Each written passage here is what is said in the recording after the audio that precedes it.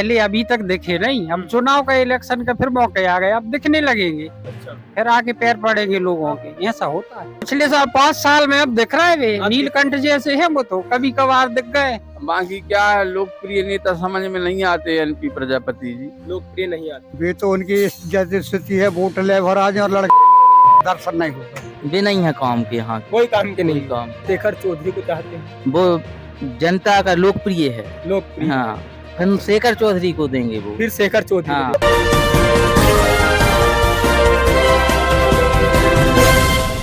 नमस्कार, स्वागत है आपका द आजाद आवाज में। मैं विपिन विश्वकर्मा। मध्य प्रदेश में 17 नवंबर को चुनाव होने वाले हैं। 3 दिसंबर को उसका रिजल्ट आने वाला है। हम अभी गोटेगांव विधानसभा में आए हुए हैं। भैया, गांव कौन सा है ये? ग्राम भैंसा, भैंसा गांव। गोटेगांव विधानसभा से भैंसा ग्राम है। यहाँ पर कौन कौन से प्रत्याशी हैं जो चुनाव लड़ रहे हैं? अब यहाँ ज्यादा हम लोग जानकारी में तो वो नहीं रखते, लेकिन भारतीय जनता पार्टी से महेंद्र नागेश, कांग्रेस पार्टी से एनपी प्रजापति, और अभी सुनने में आया है कि माननीय श्री शेखर चौधरी भी इलेक्शन लड़ रहे हैं। अच्छा, तो ऐसा चल रहा है। यहाँ त्रिकोणीय चुनाव होने वाले हैं। शेखर चौधरी भी हैं, एनपी प्रजापति भी हैं और एक नागेश जी भी हैं।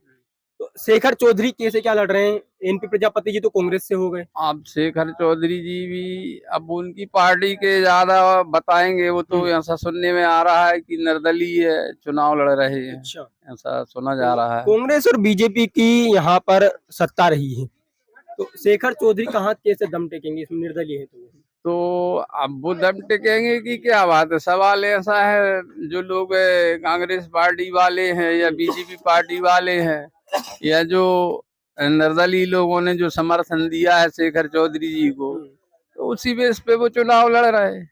भाई साहब, एनपी प्रजापति जी विधायक है यहाँ के, कितनी बार आए थे और क्या क्या काम करवाए? वो तो 5 साल में अब पहले अभी तक दिखे नहीं। अब चुनाव का इलेक्शन का फिर मौके आ गए, अब दिखने लगेंगे। अच्छा, फिर आके पैर पड़ेंगे लोगों के, ऐसा होता है। अभी अभी कब आए थे पिछली बार? अब पिछले साल 5 साल में अब दिख रहा है वे नीलकंठ जैसे है, वो तो कभी कभार दिख गए। हाँ। वैसा काम है। यहाँ समस्याएं क्या है? अब समस्याएं तो इतनी सारी, अब कितनी बता फिर भी 2-4 समस्याएं ऐसी बताई जिनका विधायक समाधान कर पाते। अब वो क्या है, विधायक समाधान क्या, वो तो सरपंच बताता है विधायक निधि से कैसा क्या फंड मिल रहा है कि नहीं मिल रहा है।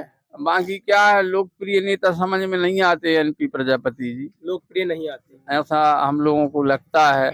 हम यहाँ आते, विधानसभा में नहीं घूमते, लोगों की समस्याओं का निदान करते।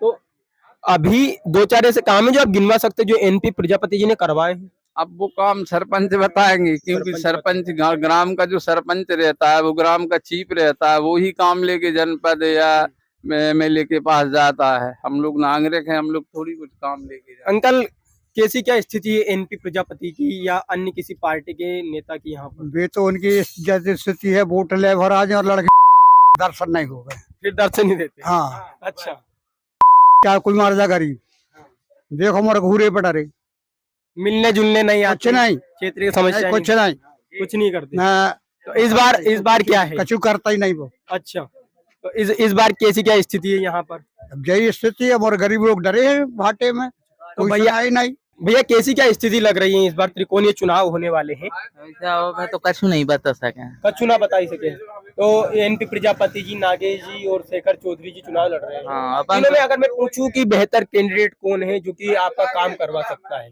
और माँ की ना तो शेखर चौधरी शेखर चौधरी। बस। एनपी प्रजापति जी विधायक है यहाँ के, वे नहीं है काम के यहाँ के। कोई काम के नहीं। कोई काम के नहीं। क्यों, क्या क्या हुआ कि काम के नहीं? वे भैया आता ही नहीं है, जो वोट लेके जाते हैं पूछ नहीं आता ही नहीं। अच्छा, जाओ तो सुने, अभी तो नहीं बनवाएंगे। सुनते नहीं सुनते अंकल प्रजापति जी? नहीं सुना, नहीं सुनते, कछु कछु सुन लिए थे। कछु कछु सुन लेते। कब देखा था पिछली बार? कब देखा था? और 5 साल हो गया। 5 साल हो गए, इससे पहले नहीं देखा था। हाँ। कैसी क्या स्थिति लगी आपको 5 साल में? क्या कुछ काम लगा एनपी प्रजापति का? एक ही काम, 1-2 काम कर रहा है। 1-2 काम करवाए। भाई साहब, क्या स्थिति है इस बार प्रजापति की? इसमें कुछ नहीं बता सकते अपन। कुछ नहीं बता सकते। तो त्रिकोणीय चुनाव होने वाले पर 3 कैंडिडेट खड़े हो गए हैं, तो कौन बेहतर है? कौन बेहतर है? शेखर चौधरी हैं इधर शेखर चौधरी बेहतर है, क्यों ऐसा? क्योंकि Shekhar Chaudhary BJP party Congress party नहीं देखने शेखर चौधरी नहीं हम और निर्दलीय देखना हाँ, चाहते हैं। निर्दलीय। क्या कारण है निर्दलीय देखना चाहते अब निर्दलीय देखेंगे करता है, पार्टी वालों को तो बहुत देख लिया अच्छा। अपन ने, अब निर्दलीय देखेंगे। हैं? खासियत क्या है कि आप शेखर चौधरी को चाहते हैं? वो जनता का लोकप्रिय है। लोकप्रिय, हाँ, इसलिए शेखर हाँ, अभी काम तो आप सुनते अभी हैं आप बहुत। बोल रहे हैं तो ना चाहिए। नागेश जी ऐसे नहीं चाहिए, अब जैसे शेखर हो रहा हो त्रिकोण भी वो बन रहा हो हम्म। तो फिर शेखर चौधरी को देंगे वो। फिर शेखर चौधरी हाँ। को। तो कारण क्या है कि शेखर चौधरी को वोट देंगे? अब इसलिए देख, लोकप्रिय नेता है, वो सुनता है हम्म।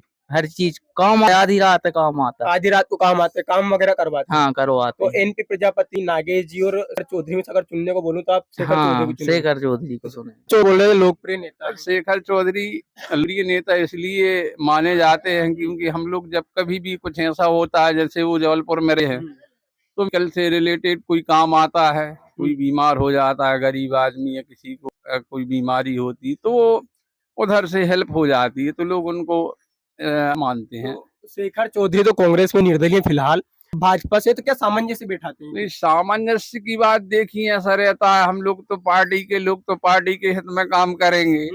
वो निर्दलीय लड़ रहे हैं तो उन पे भी फोकस डालेंगे लोग, लेकिन हम लोग पार्टी से हैं तो वो ठीक ही। अगर आप पसंद ना होते तो इधर हो। देखो पीछे होते हम लोग तो फिर शेखर चौधरी को देते। शेखर चौधरी को हम्म, कुछ खूबियां हैं इसलिए शेखर चौधरी के पास बिल्कुल जाएंगे। 100%। काम वगैरह करवा देते हैं काम आप? करवाते हैं लोग, को ये भैया, नेता रहे। क्या